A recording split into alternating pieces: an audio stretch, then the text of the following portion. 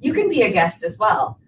I know we kind of did jokingly laugh about having you on because we should feature people outside of Marine Max every once in a while, but you know what? Yeah, I'm the next best option. Well, when you're getting ready for boating season and, a lot of people are, just getting their boat out for the first time, I was like, what better guest than Nick Pavlakis? Host of Boating Tips Live, our other podcast, and boater himself. He was just telling me he was out fishing yesterday. So you know a thing or two about getting a boat ready to go out for a long trip or for the summer. Yeah, absolutely. We used to have a saying, like, in fishing, people talk about all the time, like big fish are caught the night before, right? Yeah. And that can be applied for any sort of boating. You're going to prepare. You're going to run into less of those situations out on the water that's like, man, what do I do? Like, man, why isn't this light turning on? Well, you're flipping the wrong switch. Just stuff like that being familiar. We're going to go over that, I believe, a little bit more in depth in one of our sections. Yeah. And, Yep. Well, welcome officially to Boating Broadcast. We are live streaming today, so please feel free to type questions, comments. You want to tell us our hair looks pretty? That would be nice. Yes. We're on Facebook, YouTube. We're actually streaming on Instagram today. And I have a very special guest. You guys may recognize Mr. Nick Pavlakis. Hi, guys. Thanks for having me, Lisa. You. This is like our worlds have merged. It's together. like if there was an episode of like The Simpsons and Family Guy or something. That's what's happening and they're today. like together, and it's a little weird, but it's going to be good. It's going to be cool. It's going to be good. So I wanted to start off, for those of you that may not know Nick, he is a host of Boating Tips Live. It's our sister podcast. You do it. We live stream that monthly, and then we've got tips videos that go every Monday at 3 p.m. with Captain Keith. And it's really all about quick tips that you can use as a boater. So Boating Tips Live just turned 2. Just turned 2. Feels like just yesterday we started. I mean, there's a learning curve for any sort of podcast, but of course a live podcast is you're thinking on your feet, stuff's going to go wrong. Mm-hmm. There's always going to be technical difficulties and just working through that. And I'll tell you that we're coming up on our 100th episode. Yeah. I get nervous before podcasts. Still, every time. I get nervous before the live feeds, and I think it's exciting, though. I mean, if you're not getting nervous, then that's when I'd be worried about it. Yeah. But well, I got you, and I got Keith, and I got our viewers a gift, and it is a text line. Yes. So there are so many ways to interact with us. We wanted to connect a little bit with more of that podcast group, because this does go out on Spotify, iHeartRadio, Amazon Music, Apple Podcasts. So if you are listening and you have a question, comment, you have a topic you'd like us to cover that you have not heard, please text us. The number is 727-500-2003. Again, that's 727-500-2003. We got it scrolling on the bottom of our screen there, which is pretty cool. So we're taking questions. I've got the text line pulled up right here. So I thought that would be really cool to roll out today, having you here, and then we'll utilize it for Boating Tips Live the next time we go live. Cool. Yeah. Exciting, right? Looking forward to it. Well, so Boating Broadcast first aired in 2018 and in April. So we're actually, several years old, but that was a monthly live streaming show. Mm-hmm. We did Boating Tips a little more frequently. Very first guest on Boating Broadcast was Captain Keith. Yeah. Yeah. That's, well, there's really no better guest to have, because if you wanted to rely on somebody, right? Yeah. Somebody that you know is good for good conversation, for good stories, good education. He's that guy. He's pretty much everybody's go-to guy. If you bought a boat on the west coast of Florida anyways, or at least in the Clearwater St. Pete area over the last 20 years, chances are Keith has been the guy to show you exactly what to do. So he's an encyclopedia of boating knowledge, as I call him. I call him all the time, and that's what sometimes people don't understand. Like when him and I do our Boating Tips Live broadcast, Keith's my go-to guy. Yeah. If I'm on a boat, if I'm on a big whaler or something, and like I don't know what the heck to do, and I'm just there, and like I'm scratching my head, I'll call Keith, and I'll be like, Keith, this is what's going on. Like, have you ever been in a situation before? He's never let me down. He always comes in clutch, and hey, him and I are co-host, right? Yeah. And that's what he does for everybody. All those boats he's delivered. I know Tina knows it. If you have a question, they go to Keith. And he saved a lot of people's days on the water Yeah. just from staying calm and knowing exactly what to do. Yep, So exactly. Staying calm, I think, is a key word there. And as you mentioned before, preparing the night before, making sure you're ready to get out on the water. So what's going to happen today is we're going to run through some headline news, some articles we found across the industry that kind of tie back to kicking off summer boating. And then we're going to get Nick's opinion and his take on things as well. Again, questions, comments, please drop them into the chat, or you can text us on our text line. Again, that number is 727-500-2003. All right, so first up, so this is from Sailing Totem, building a medical kit for offshore cruising. I found this in Cruising World magazine. It's by Behan Gifford. And I thought this was a really interesting article because I hadn't really ever thought about being away from land this long. Like when you talk about really, really offshore cruising, you know, the guys that maybe take the catamarans from, you know, Florida down to the British Virgin Islands, there is a long stretch where you don't see land. And there are things you got to prepare for if you're going to do that. Yeah, so when you're the captain of the boat, when you're the owner of a boat, you need to be a number of different things, okay? So you need to be a plumber. Yeah. You need to be an electrician. You need to be a navigator, and amongst many other things, sometimes you need to be a paramedic too. So that's what those first aid kits that we're going to talk about, some of those ditch bags that you've heard Keith and I talk about before. We'll go into that in more in depth, but you're your own whatever at sea. Yeah. You're not going to have Geek Squad come out and pick something for you. You need to think on the fly, and just it's one of those things that why a lot of people they say, hey, what should a beginner boat be? Mm-hmm. To boat with less systems, right? Because you're gonna have less to figure out. You have these larger boats with these larger offshore journeys. You're gonna need to be thinking on the fly. So we'll go into a little bit more in depth of the things that I think is important on a go boating kit, especially for those long journeys. And well, you mentioned the Go Boating Kit. Mm-hmm. So that is something that MarineMax does give you. When you buy a new boat from MarineMax, we give you some of the essentials that you need that you might not think about purchasing, like lines. Just a simple little thing like having lines to tie up to a dock or anything, really. Oh, yeah, and they're going to give you all the right stuff, too, because believe me, I'm guilty. You can really roast through some money at West Marine when you buy a boat. I've done it, and I still do it. But what MarineMax does, they give you everything you need to be legal, more importantly. That's important. Of course, you get pulled over, your life jackets, your fire extinguisher, your up-to-date flares. You're going to have everything for that size boat that you can just get on and go. And then, of course, the other stuff, like what dock lines do I get? What fenders do I need to get? How much chain do I need for an anchor? They're going to give you everything. So it is just get in the boat and go, not, hey, I'm excited, I got a new boat. I've got a date plan with my family that they've probably been waiting for a very long time to go to a restaurant and realize you don't have dock lines. Yes. That's frustrating, right? So luckily, boaters are really friendly. I feel like anyone, if you see someone pull up to a dock for the first time, you can tell they're struggling. They're running out, right? You're running out there to help them, right? Yeah. I mean, just drive slow, crash slow. I mean, that's all there is to it. Just don't come in faster than you're willing to hit something. Yeah, that's I've actually heard both you and Keith talk about that before.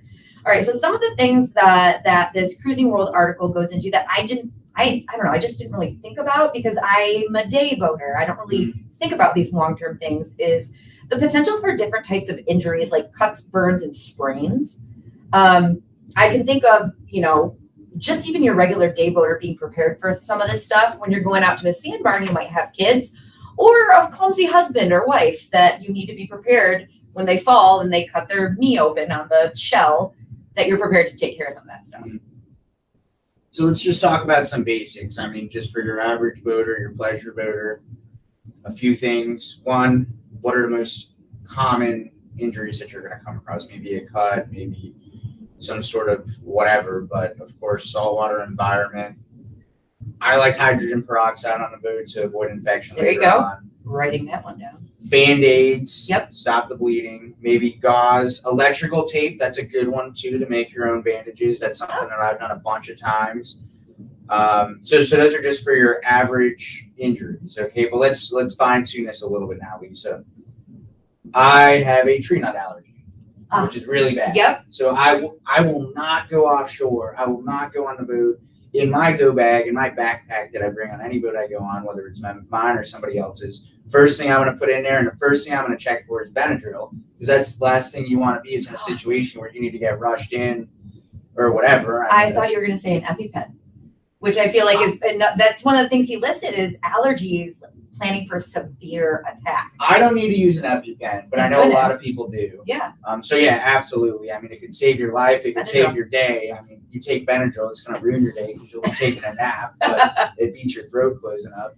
Yeah. But that's my number one thing that I keep in my bag. I keep plenty of Benadryl in there because you never know when you're going to have a reaction by accident. Call. So. Yep. Another one he talks about is prescriptions such as antibiotics. Yeah. So. Just in case. I feel like that's more for like those really offshore, maybe going to a different country, like into the Bahamas, where you're not sure you're going to be able to get them, just in case. Or it's going to be difficult. My wife and I were just down in St. Lucia a couple weeks ago, and she got strep throat down there. I don't know how expensive antibiotics, what people are paying for them in the States, but it costs us about $450 just to get some antibiotics. So yeah, that's probably a good call. Yeah. All right. Adding him to my list anywhere I travel, apparently. Yeah.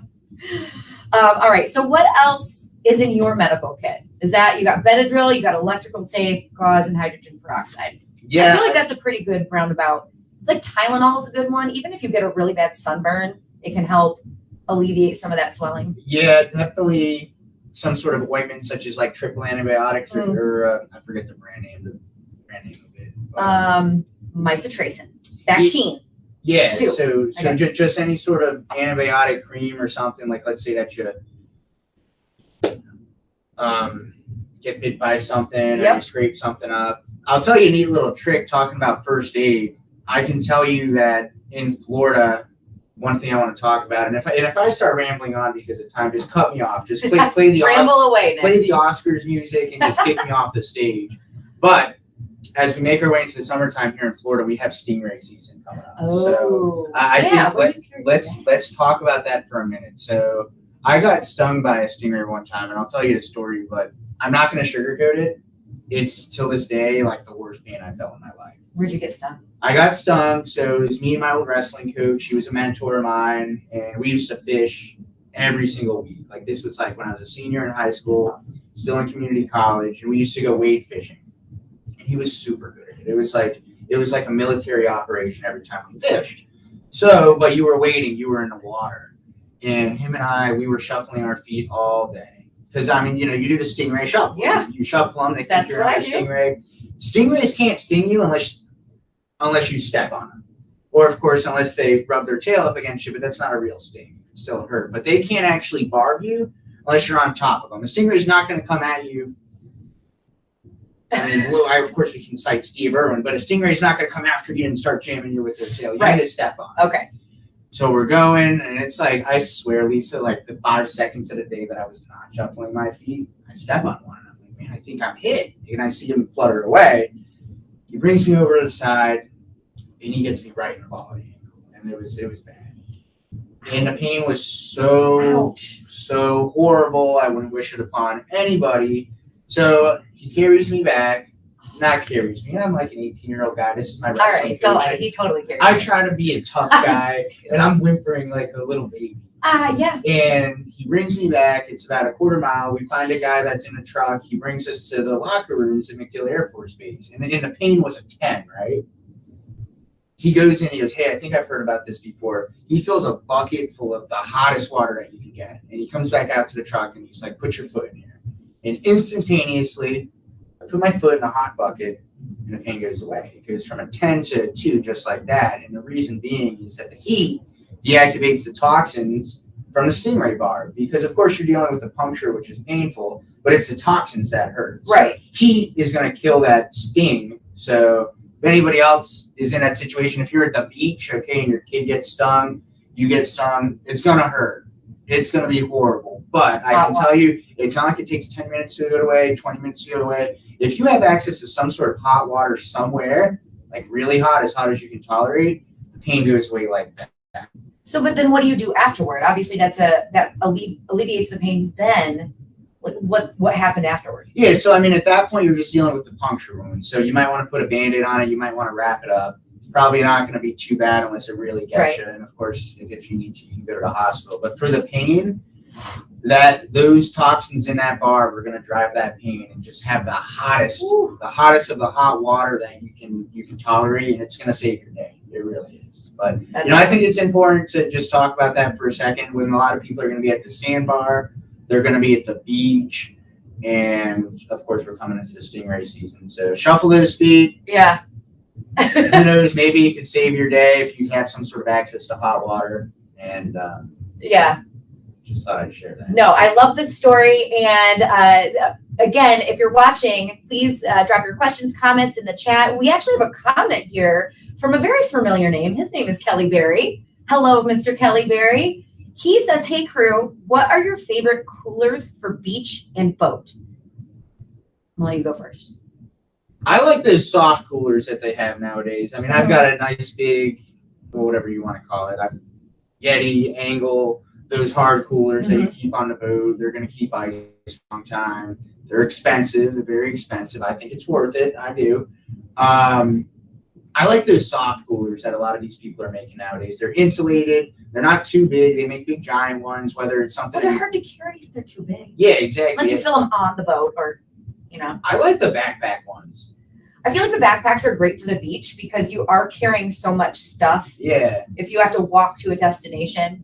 If you're on a boat, my favorite thing I've ever seen was filling an entire, one of the, oh my God, the word escapes me. It wasn't one of the fish coolers. Oh my gosh. It was a whole like panel underneath the boat that we filled with ice and beer. Yeah, well, so those fish boxes fish box. Yeah, those fish boxes on all those boats, one, they're insulated. Yes. So they're gonna hold ice. They held ice or for whatever. Like 3 weeks. They will. I mean, they're meant to keep fish cold. But yeah, exactly. Those fish boxes, those index fish boxes, and they're gonna drain too, and they're gonna have a macerator pump. So at the end of the day, the ice is just gonna melt and go right out of the boat. Yeah. Brilliant. So yeah, no, that is a good idea. If you don't have a cooler, utilize something on your boat. I think that's fantastic. I also have soft-sided coolers. That's kind of my favorite. Again, it's gotta be small enough for me to carry. Yeah. Large enough to fit everything, but small enough for me to carry. I mean, that's the last thing you want to do at the end of the day at the beach is have to love a big hole. Nice. And Aaliyah chimed in. She goes, good tip. Thanks, Aaliyah. Thanks, Aaliyah. Thank you for tuning in. Again, Nick and I are going to be here for another probably 30 minutes or so. We're running over some headlines, talking about things to get you ready for summer boating and what's going on in the industry. If you've got questions on Instagram, on Facebook, on YouTube, just drop them in the chat. Or you can text us now, 727-500-2003. We got our phones right here. We're going to be monitoring that text line. Just don't call because I'm not going to answer. We are busy. Yeah. We are busy. All right, so I'm going to switch gears. We're going to go over to article number 2. This is less about getting you prepared, but it's more about kind of reassurance about what teams behind your boat are doing to be prepared. So this was in the news recently. Mastercraft Boat Company celebrates over 2 million safe hours worked. Safe workplace is a really important thing, especially when you're dealing with fiberglass and building boats. And you talk about all the different electronics and props are sharp. So shout out to Mastercraft Boat Company for doing that. They did a press release earlier. I thought we should shout them out. Yeah, I've been at a whaler plant as well, and they're another company that has however many million safe hours work. Why that's important, that speaks to the quality of the brand that they're putting out, right? So you've got a factory. I've been to dirty boat factories and I've been to clean ones, okay? And I can tell you which ones are producing a better boat. The one with a safer workplace, safe conditions, probably not cluttered. You're probably not stepping in 2 feet of fiberglass wherever you go. So that's a testament to both the company and the brands that they're representing.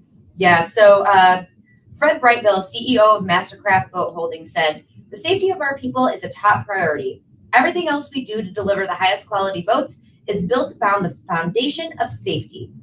This achievement is the result of a proactive commitment to safety from all team members, and once again, highlights their operational excellence. That's awesome.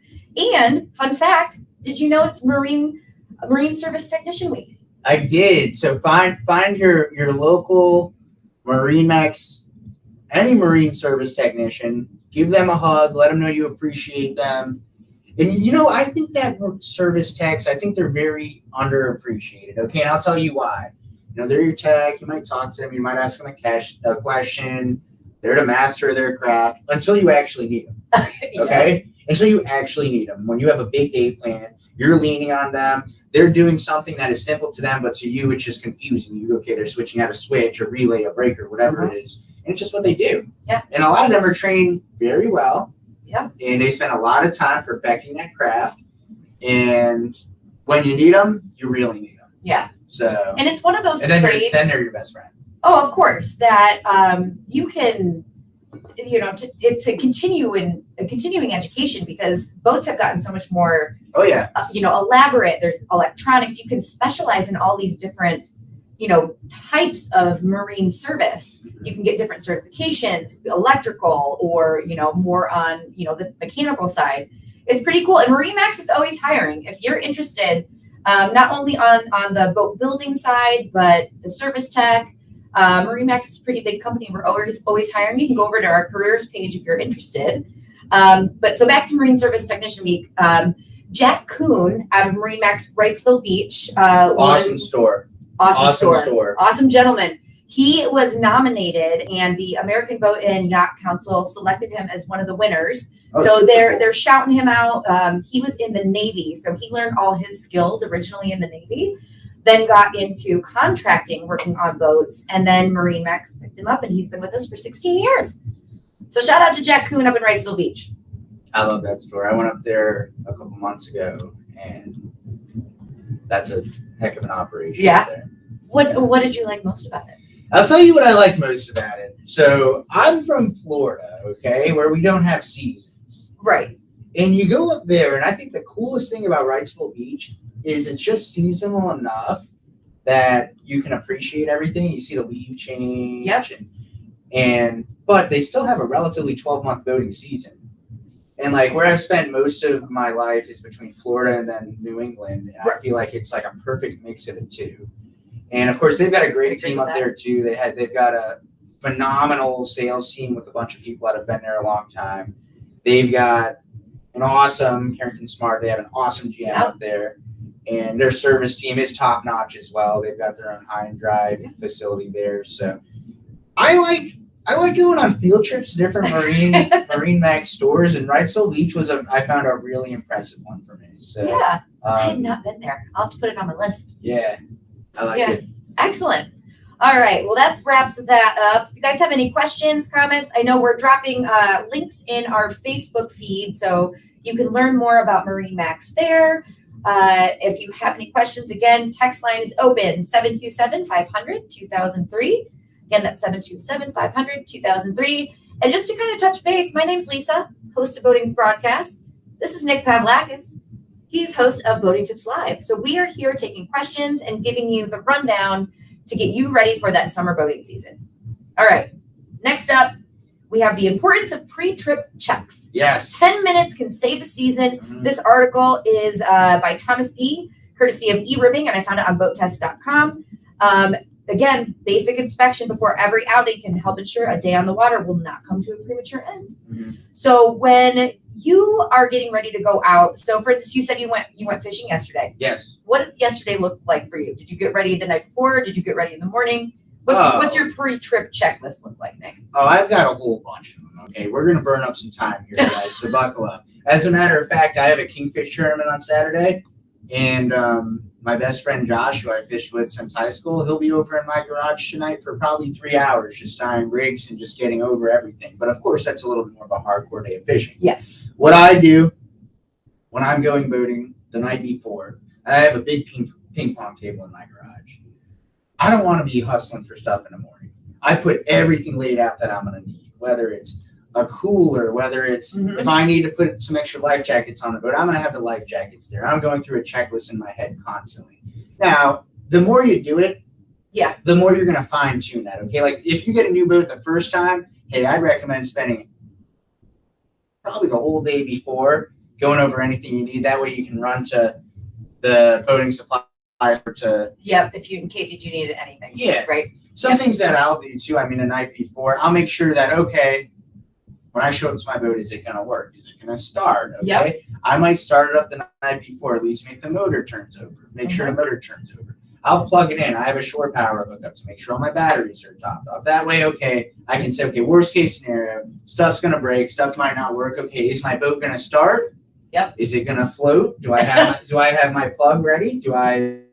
If I'm trailering it, are my trailer tires going to have air in them? Yeah. Just running through that constant checklist. And of course, when you might only be able to boat once a month or once every other week, it's that much more important to prep the night before. Now, if you're one of these seasoned boaters, you live on the water, you're going out in some form, you're going to be out on your boat at least an hour a day, 5 days a week. You're probably going to have a pretty turnkey operation. You can close your eyes, you know where you're going to turn your battery switch on. Yeah. You know if something's wrong, you know you have a spare part on board. But when you're going to do it once you're just getting started, that's when it's pre-checklist or even more important. Yeah. Now, what if your boat was a pontoon? What are some pontoon things you don't think about?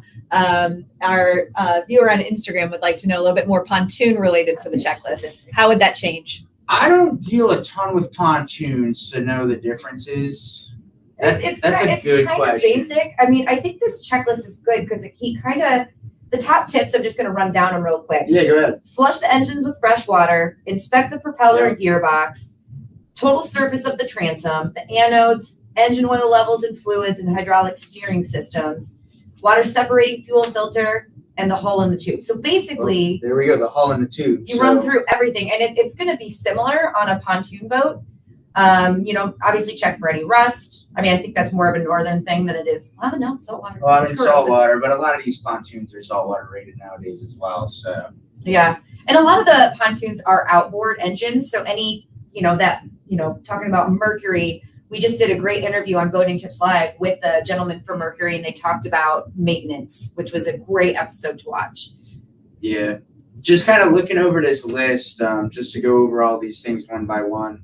Of course, flushing the engines with fresh water, that's a lot more important if you're in a saltwater environment than the lakes. That's really something that you are going to do after you use the boat for the last time. So you're going to want to clear that salt out of that engine. Now, of course, if you are going to turn your boat over on land, some things that I do, it's probably not the best thing to do. I'll turn my key on when it's out of the water just to make sure it turns over. Okay, stop. Okay, that way you're not going to burn up your impeller. And that way you know that your boat's going to start. Of course, on a lot of these boats, what you can do, if you turn the key halfway, it's going to show you your voltage. It's going to throw you any cold codes that you might get. That way it says, okay, I'm going to need to put a battery charger on it or whatever it is. A couple of the other ones, a little bit more obvious, inspecting the propeller and gearbox. Yeah. Just look at it. The total surface of the transom, that's going to tell you, okay, there's nothing that's dangerous or the engine's going to fall off the boat. The anodes, that's a little bit more important for a boat that's going to stay in the water. What your anodes are going to do, that may be your sacrificial metals, your zincs, or whatever it is. That's going to keep the rest of your more serious parts from rusting up. Engine oil level and fluid level of a hydraulic steering system. Let's talk about the engine oil level. It's going to be just like your car, right? You'll be checking your engine in your car, checking your oil.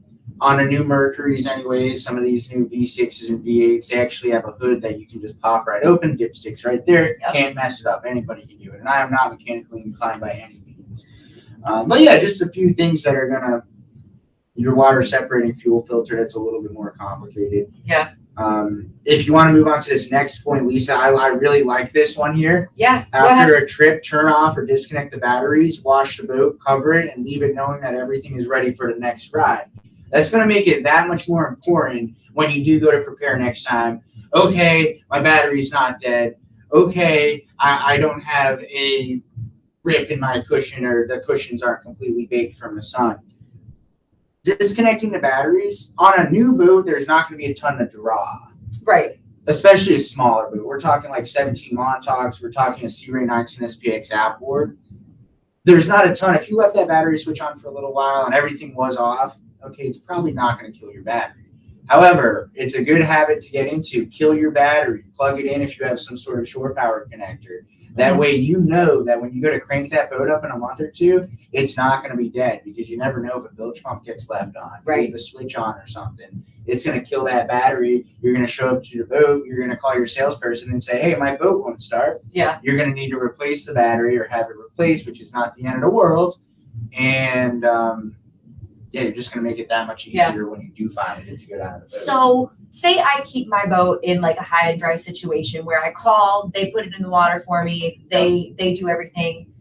As a responsible boater, obviously I trust where I'm storing my boat, but what should I check for before I depart? I'm on the boat. Do I make sure anything is kind of do a quick once over? Definitely do your once over. A lot of marinas, depending on how white glove the service is there, some of them will flush the engines for you. Sometimes you might need to do that on your own. Now, a lot of times they can just haul your boat out without having to start it. So at that point, I would just kill my battery switch. Yep. So it's ready to rock and roll. It's easy. Do a once over on the boat. Put anything away, anything that you need to store. Make sure there's no food left on board. Yeah, We've another all thing. had that. Here's another thing. Now that we're on the topic, it might be a little bit of a sidebar here, but Let's sidebar. a I like lot sidebars. of these boats that are equipped with trim tabs, a lot of the new ones are going to have auto tabs that go up when you kill the switch. It's very, very, very important. Put those trim tabs up before you get lifted with the forks, because what's going to happen is it'll bend your trim tab, it'll blow your actuator, Ugh. and then you're Sounds stuck with the expensive. repair. But just kind of take a note of that there. A lot of these high and dry boats, if you do have tabs, take a little note, put those tabs up before the end of the day, Mhm. and that way when they go to haul it, it's not going to damage anything. Makes sense. Makes a lot of sense. And if you have not used your boat in about 6 months because you live up north somewhere, make sure that you are doing these things. You can always contact your closest service pro and go to Marine Max app and schedule your own service. And it looks like we've got some comments on the Facebook page from Cristiano. I'm a fan of this page. Thank you. Thank you so much for tuning in from Brazil. Very nice. That's pretty exciting. Thank you. Well, if you have any questions for Captain Nick or myself, please drop them in the chat. We'd love to answer them. Yes. All right. So, rolling up 11 ideas to spice up your boating bucket list. So, we're going to close out with this today. Once you have done your annual service, you are out on the water, you have made your plans to get out there with your family. What are you going to go do? We've got a great page on marinemax.com that gives you a lot of great ideas. I feel like this is a great summer checklist right here. Sunrise cruise, water sports, go fishing, snorkeling, do an overnight travel, take someone on a date, raft up, do a poker run. A lot of great ideas. So, Geocaching. That's pretty cool. I've done that before. have you really? Yeah, so when my youngest brother was younger, he was telling me about it, and I'm like, this is stupid. But, like, it's pretty cool. Do you know what it is? Yeah, I've never done it though. Okay. It was like Pokemon, right? Okay. No. Okay, continue. No. Continue. So geocaching is people put these little things, they're geocaches, and there's like hints in different places, and you need to look for them. And like there might be one like on a bike trail, like under a rock, and you find it, and like people like leave little notes on it and stuff, and it's like a treasure hunt, and it's like But it's digital treasure hunt. no, they're actual things. They're actual things. Yeah, So where do you I mean I don't should read the remember. blog page and I don't figure out remember. where to go. Look, there we go. Geocaching is a real-world outdoor treasure hunting game using GPS-enabled devices. Yes, right. Participants navigate to a specific set of GPS coordinates and then attempt to find a geocache, which is a little container hidden at the location. The caches are mostly on land, but there are several caches that require a small boat to get to or can optionally be reached via boat. On this website, which there's a link here at marinemax.com, you can learn more about geocaching and see if any of these boat caches are near you. It's That's super fun. cool. It is. So like it'll be like, okay, you're there, and there'll be little hints on there, like, hey, look under the bench, or like look north or something. And it's really cool. You can burn up a lot of time with your kids if you need to kill some time. Yeah, that's a great day out on the water. I highly recommend checking out this checklist because we did link to some other great information. The last one on here is the Great Loop. Now that's a bit of a time commitment. I feel like you needed to have, if you wanted to do that this summer, you needed to plan for that starting a year ago. Yeah. If you have not read about or researched the Great Loop, it is a fabulous trip that really circumnavigates the eastern half of the United States. It goes up and down, so you can go from Marine Max St. Pete to Marine Max Miami to Marine Max Wrightsville Beach and up along that eastern seaboard and then in through the Great Lakes and then down the channel system. It's pretty cool. It is cool. And in that picture right there, you can see the Smiths. I think that they're double loopers now at this point. They got to be triple loopers. Going on their third. And, they're great advocates for, one, the Aquila brand, two, Marine Max. I'm not afraid to say they know more about their Aquila 44 than I do. So, loopers, that's probably your most hardcore level of boater. You're living on the boat. It's your house. Yeah. And yeah. You got something on the text line? I do. From Aaliyah. Thank you so much for playing along, Aaliyah. She says, what are you guys most excited for this summer? What are you most excited for this summer, aside from tomorrow or Saturday in your Kingfish tournament? I'm most excited for this summer is going scalloping up in Homosassa and Crystal River. Now, let's talk about that. Oh, I love scalloping. We've got more on the text line. You can't miss, okay? It's an easy way to feel very successful with relatively not a ton of experience. You're not fishing. You're not chasing fish around.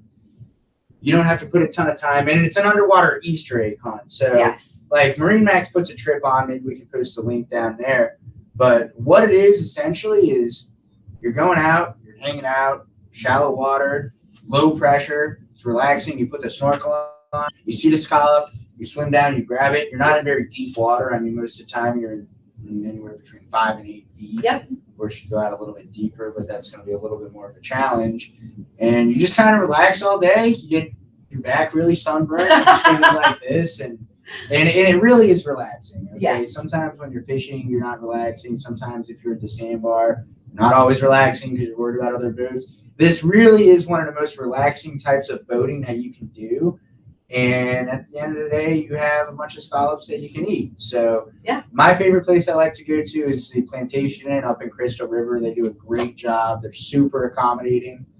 It's real old Florida, as I like to say. It's great. You do kind of unplug. You totally unplug, and it's like going in a time machine being up there. Yeah, it's excellent. I have had the privilege to go with the Marine Max Clearwater store twice. Yeah. And I have this slight irrational fear of the water. So it's really predators. I feel like predators are coming to get me at all times.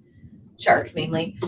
So being face down looking for scallops was the most exhilarating experience the first time I did it, it was incredible. It is. I had to get in and get out. Okay, I'm fine. And I never got it until I did. I was like, who cares, right? It doesn't until sound you do it and you look and you look and you see it. You see them in the ground and you grab them and it's, I don't know, you just need to do it. It's definitely add scalloping to your bucket list. So back to the text line. We did get a couple of comments from the 902 area code. Shout out to you. Where's that? I don't know. It says hi to you both. You both are wicked awesome, and I love both of your shows. Hi to Captain Keith as well. I appreciate all the topics you both cover. I feel like that's got to be a family member. I feel like 902 is Nova Scotia and Prince Edward Island. Canada. All right. That's I love cool. it. All right. One from the 727. Any tips for lobster mini season in the Keys? I've actually never done that. I've never done it either. You have never done it? Keith would know. Keith would know. But I can tell you, though, book your hotels early. Yep. Because I know that it is an absolute zoo down there. Make sure that you are up to date on all of your safety equipment because I know that FWC, to keep everybody safe because of the volume of boaters, they're going to be checking you for all your safety equipment. Book early. Bring somebody that knows what they're doing. Okay, you might want to link up with a friend, a family member, a friend of a friend. Mm-hmm. Say, hey, hop on, pay for your hotel or whatever it is, and you're gonna have a better time. You're actually gonna catch lobsters. Yeah, you're gonna have your own personal guide. If you're in Florida, chances are a friend knows how to do it, or a friend of a friend knows how to do it. Yeah. And And they I can just- help you out. I wrote it down because what a fun topic for Boating Tips Live. We could maybe get one of, someone local, maybe in the Keys, talk to you and Keith about it. Oh, I'm sure somebody at the Ocean Reef store knows what they're doing. Yes. Keith yes. does all of that Florida man stuff. Yeah. He can do it. He knows what he's talking about. All right. The 902 it's Al from Canada. Super cool. Excellent. Thank you, Al, for your comment. Anything on the Instagram chat line? No? All right. We love you, Instagram. Thank you for participating. All right. Nick, that's kind of all we had today. We've gone for about 40 minutes. I think that's good.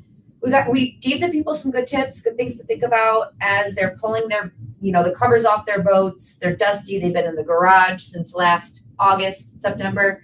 I know my dad is in Michigan and he is getting the dock put in this weekend. Yeah. This is a big milestone. The dock is going in. Yeah, I see that too. All of my friends and family up in New England, you see that they're all starting to uncover their boats. Mm-hmm. What an exciting time. You have something Ah. to look forward to. We don't get that in Florida. Everybody sees all winter long, we're on the water and boating, we're not dealing with snow, but we don't have that first nice week in the spring that you're uncovering the boat, you start up the engine for the first time. You have nothing to look forward to. And I think that's pretty special. It is really special. And I do talk about having to run through your boat. Sometimes you can get some mice that think it's a home because you store it in a barn all winter. Yeah. We've had mice before. Some raccoons. Nothing as big as a raccoon, I had that but happen to a customer. a raccoon? There was a raccoon family that got underneath the cover and they got a little hungry. Oh, Insurance no. covered it. So if you're ever wondering what happens if a bunch of raccoons get into your boat and make a home, it was an insurance claim. Oh my gosh. Well, it's kind of unfortunate, but anyway, any final thoughts? No, this was awesome. This was awesome. And if you ever need a guest, you know where to find me. I do. You know I'll be here. You know that I love any opportunity to work with the boating broadcast team, the Marine Max marketing team. I'm in. Just count me in. Send the Outlook invite. I'll hit accept. Of course, we've got Boating Tips Live. We've got a Boating Tips, not live, but a little tidbit coming up next Monday. So look for that for Keith and I on social media. Got a neat little treat for you guys there. And of course, we've got our next Boating Tips Live as well coming up. Big episode. Yeah. Big episode. Yeah. Don't even know if I'm allowed to talk about it. So Not yet. It's still undercover. But the best place to find all of the information about Boating Broadcast and Boating Tips Live is marinemax.com. Or you can search or follow wherever you're watching or listening today. Make sure to give us a like, share, subscribe, comment, review us. We'd love to keep connecting with you and would love more ideas.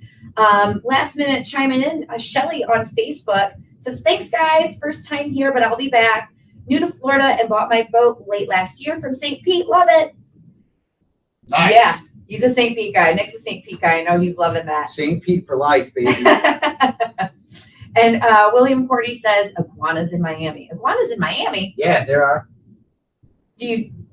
There of course there are iguanas in Yeah. Miami. I mean, Yeah, I don't know if that's what you're saying, but yeah, they're there. All right. So we do have our text line open and we will be monitoring that. If you have ideas for the next episode, please feel free to hit us up on any social media or podcast platform you're watching or listening on, or text us at 727-500-2003. Again, that's 727-500-2003. And if you're a boat lover or water aficionado, we definitely love to hear from you. So please connect with us. We hope you enjoyed today's boating broadcast. And as always, stay healthy, boat happy. We'll see you next time. See you on the water, guys.